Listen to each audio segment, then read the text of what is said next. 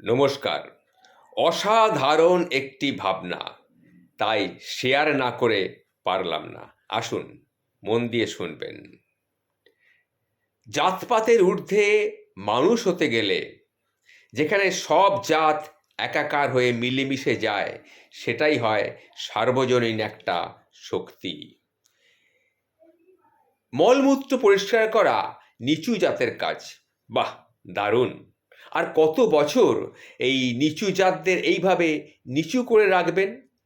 এটা কি ঠিক হচ্ছে? এটা কিন্তু একটা গভীর উপলব্ধির বিষয়। এটা খেয়াল রাখবেন।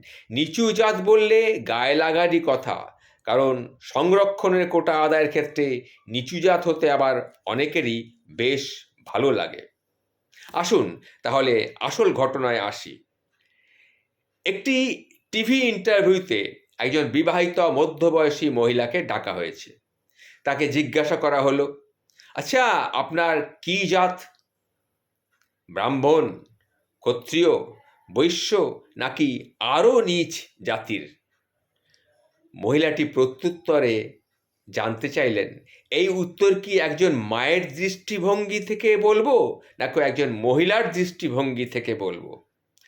তখন ইন্টারভিউ যারা নিচ্ছিলেন তারা বললেন, দুদিক থেকেই আপনি বলুন। তখন মহিলাটি শান্ত অথচ বলিষ্ঠ দৃঢ়ভাবে উত্তর দিলেন, যখন কোনো মহিলা মা হন তখন তিনি জাতিহারা হন। তখন পুনরায় প্রশ্ন করা হলো, কিভাবে? তখন সেই মা উত্তর দিলেন, আমি এখন মা হিসাবে উত্তরটা দিচ্ছি, শুনুন। মা যখন তার সন্তানের মলমূত্র পরিষ্কার করেন তখন তিনি নীচ জাতির হন।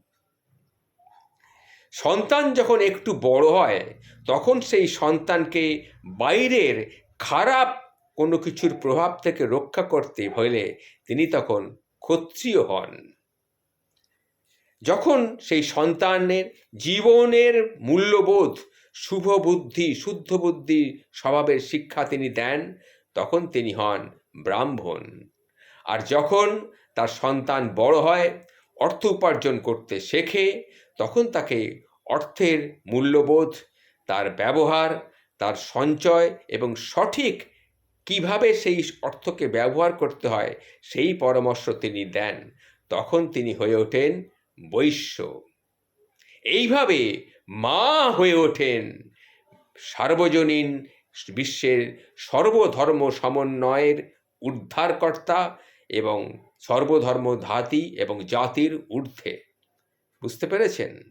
এইবার আপনি বলুন, আপনারা কি চান?